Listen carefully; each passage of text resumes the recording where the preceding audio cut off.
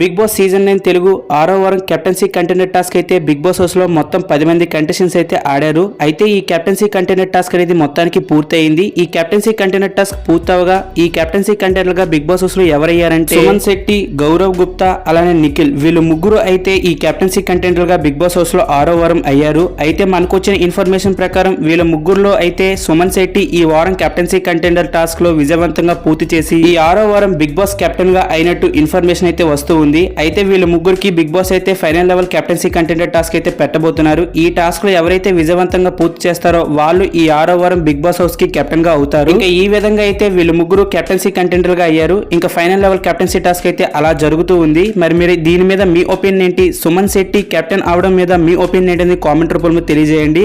అలానే మీలో ఎంతమంది సుమన్ శెట్టి ఈ 6వ వారం కెప్టెన్ అవ్వాలనుకుంటున్నారో కామెంట్ రూపంలో సుమన్ శెట్టి అని కామెంట్ చేయండి. అలానే ఇలాంటి మరెన్నో బిగ్ బాస్ ఫ్యాంటాస్టిక్ అప్డేట్స్ కోసం ఇప్పుడే మన ఛానల్ ని సబ్స్క్రైబ్ చేసుకోండి.